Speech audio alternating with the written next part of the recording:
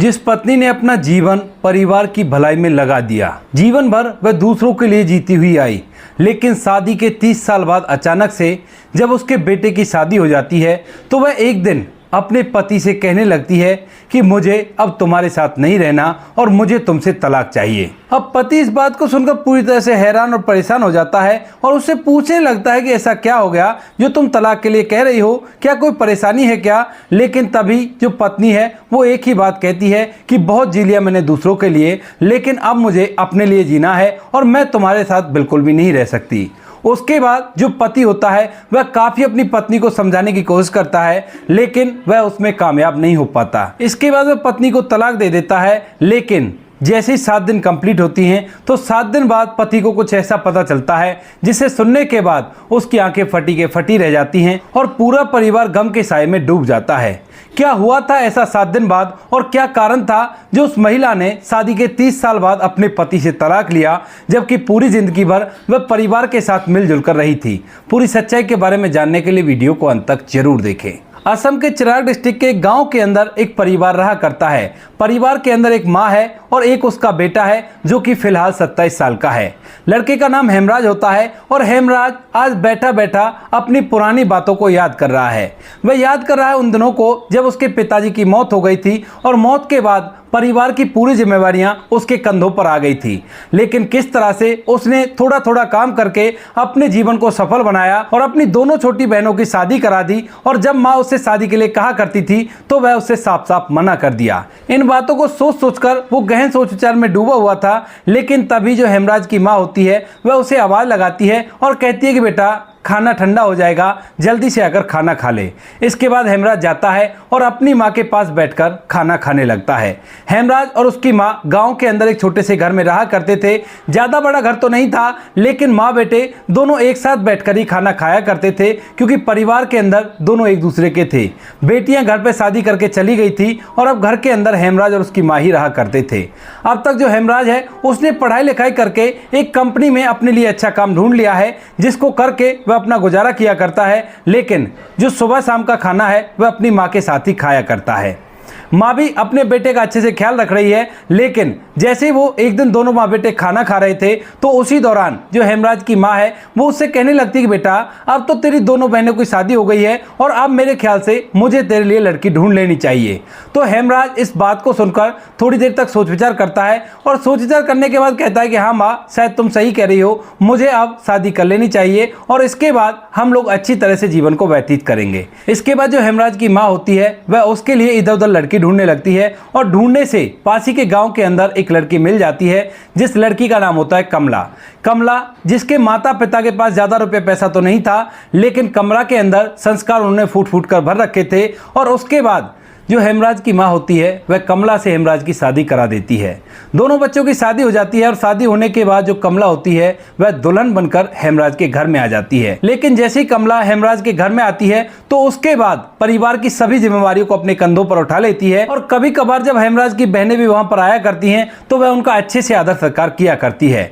इस बात को देखकर जो हेमराज की माँ होती है वो अपनी बहू को देखकर बहुत ज़्यादा खुश हुआ करती है और कभी कभी माँ बेटे एक साथ बैठकर सोचा करते हैं कि हमने ज़रूर पिछले जन्म में कोई अच्छे काम किए होंगे जिस वजह से ऐसी महिला से तुम्हारी शादी हुई है। माँ बेटे दोनों इस बात को देखकर बड़े ही खुश होते हैं और धीरे धीरे समय बीतने लगता है। समय के साथ साथ हेमराज को बच्चे भी हो जाते हैं और जब हेमराज को बच्चे होते हैं तो हेमराज की माँ उन्हें अच्छे से लाड दुलार करती है और हेमराज बाहर से पैसा कमाया करता है। धीरे धीरे कुछ समय और बीतता है और कुछ समय बाद जो हेमराज की माँ होती है उसकी तबीयत कुछ ज्यादा ही खराब हो जाती है और वह पूरी तरह से बिस्तर पकड़ लेती है। हेमराज अपनी माँ की हालत को देखकर काफी ज्यादा परेशान होता है और अपनी पत्नी पर भी उसे काफी ज्यादा तरस आता है, क्योंकि घर का सारा काम उसकी पत्नी को देखना होता है, साथ में बच्चों की जिम्मेवारी भी है और ऊपर से जो हेमराज की माँ है उसकी तबीयत भी काफी ज्यादा खराब है। वहीं पर जो हेमराज है वो अच्छा खासा पैसा कमाया करता है। तो एक दिन शाम के समय जब वह अपनी पत्नी के पास बैठा हुआ था तो उससे कहने लगता है कि कमला, हम ऐसा ना करें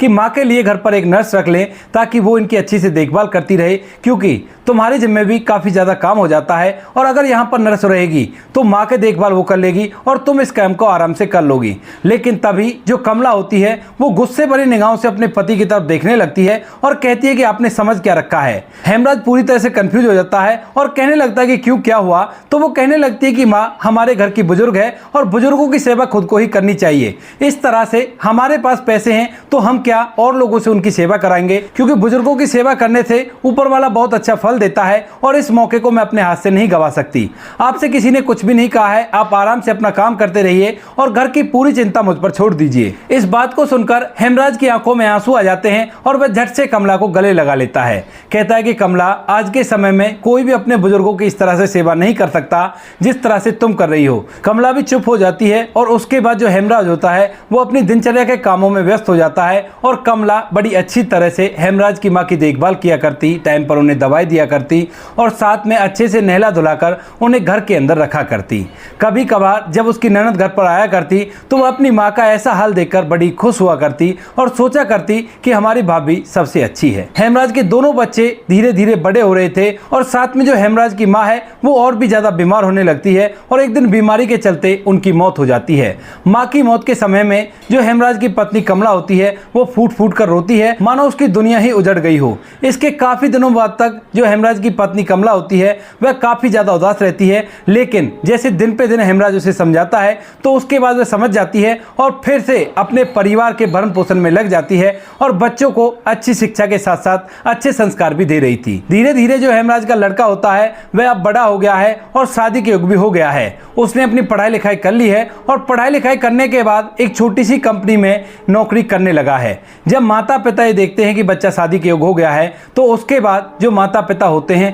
वह अपने बच्चे की शादी की चिंता करने लगते हैं और एक दिन अपने बेटे से पूछ लेते हैं कि बेटा, मेरे ख्याल से अब तुम्हारी शादी करा देनी चाहिए। बच्चा भी हाँ में जवाब तो नहीं देता है, लेकिन शर्मा कर वहां से चला जाता है और इसका मतलब यही था कि बच्चा भी शादी के लिए तैयार है। उसके बाद माता पिता उसके लिए एक लड़की ढूंढते हैं और उस लड़की से उसकी शादी करा देते हैं। सब कुछ अच्छी तरह से चल रहा था, कोई भी कैसी भी दिक्कत नहीं थी। और यहाँ पर जो हेमराज के बेटे की बहू आती है वह अपनी सास के साथ अच्छा व्यवहार किया करती और अच्छे से उनकी देखरेख किया करती। लेकिन धीरे धीरे जैसे ही हेमराज और कमला की शादी को लगभग 30 साल कंप्लीट होते हैं तो उसके बाद एक दिन अचानक से जो कमला होती है वह काफी ज्यादा उदास रहने लगती है और जब हेमराज उसका उदास चेहरा देखता है तो वह सोचने लगता है कि हो सकता है किसी पुरानी बात की याद आ गई हो और इसी वजह से उदास रह रही हो। लेकिन जैसे ही 2 से 3 दिन बीत जाते हैं तो 2-3 दिन तक भी उसके स्वभाव में बिल्कुल भी कोई चेंजिंग नहीं थी। और इसके बाद एक दिन हेमराज अपने कमरे के अंदर अपनी पत्नी के साथ बैठा हुआ था तो उसी दौरान कमला से पूछने लगता है कि कमला,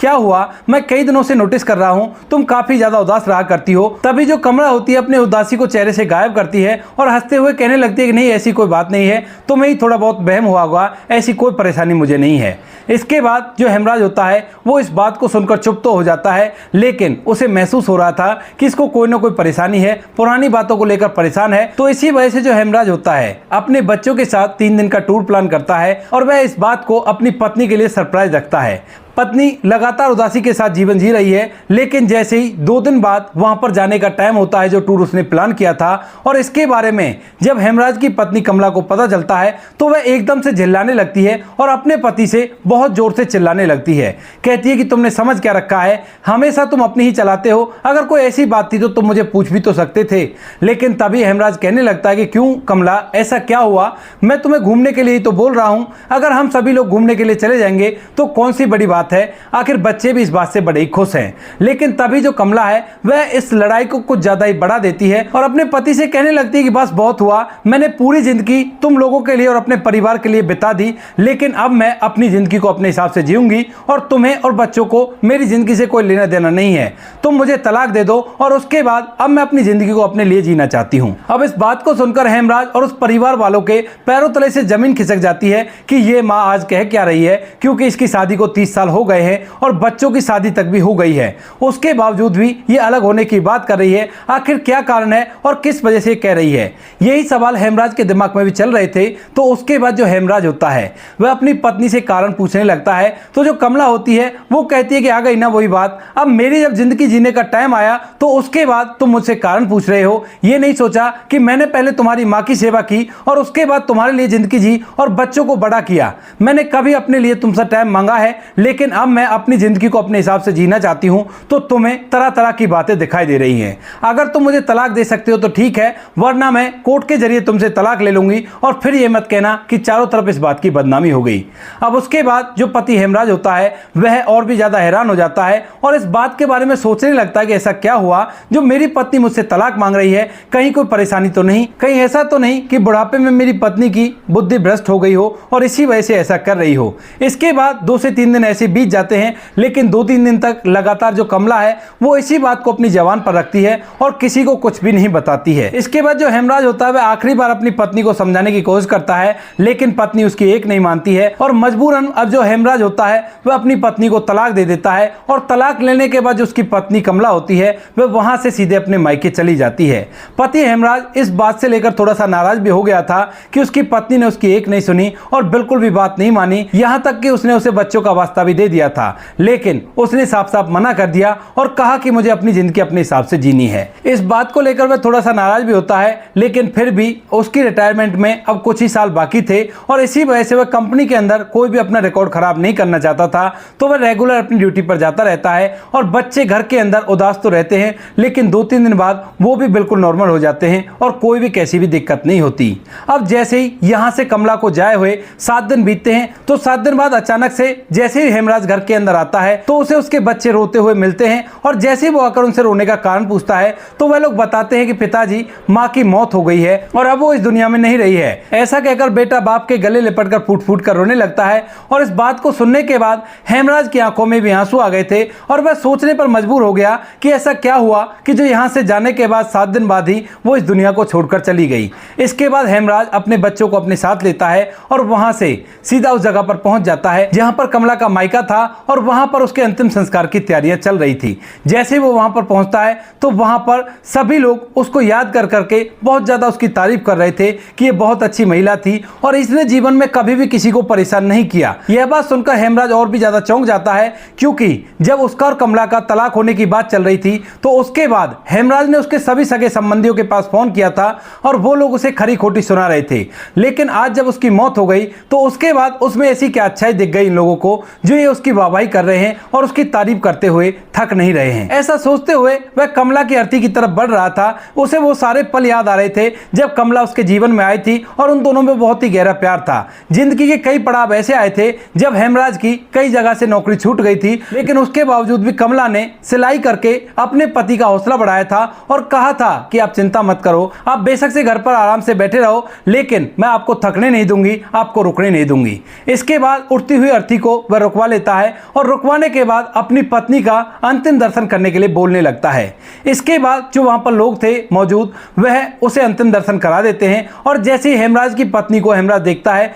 तो एकदम से फूट फूट कर रोने लगता है और वहां पर उसका बेटा और बेटी दोनों भी आ गए थे। जैसे ही वो दोनों बच्चे अपनी मां को इस हालत में देखते हैं तो वह भी अपने रोने को रोक नहीं पाते हैं और फूट फूट कर रोने लगते हैं और कहते हैं कि हमारी मां हमें ला दो, चाहे कहीं से भी आ जाए। लेकिन सभी लोग जानते थे कि अब ये वापस नहीं आ सकती, अब तो इस दुनिया को छोड़कर जा चुकी है। इसके बाद कमला का अंतिम संस्कार कर दिया जाता है और उसके बाद जैसे हेमराज वापस उस घर में लौटता है जो कमला का मायका था, तो वहां पर जो कमला की भाभी होती है वो उसे लाकर एक चिट्ठी देती है, जिस चिट्ठी के साथ कुछ मेडिकल रिपोर्ट भी थी। अब जैसे हेमराज इन सभी को देखता है तो उससे पूछने लगता है कि ये क्या है, तो वो बताती है कि ये दरअसल कमला ने ही आपके लिए छोड़ा है और उसने ये बात मुझसे पहले कही थी, लेकिन मैं इन बातों को मजाक में ले गई। अब इसके बाद हेमराज कहने लगता है कि क्या कहा था तुमसे कमला ने, तो वो कहती है कि कमला ने मुझसे कहा था कि अगर मुझे कुछ हो जाए तो मेरे बक्से को खोलकर उसमें एक चिट्ठी रखी हुई है, उसे अपने जीजा को जरूर दिखा देना, क्योंकि मैं उनके बहुत सारे सवालों के जवाब देना चाहती हूं। अब इस बात को सुनकर मैं उनकी को मजाक में ले गई थी,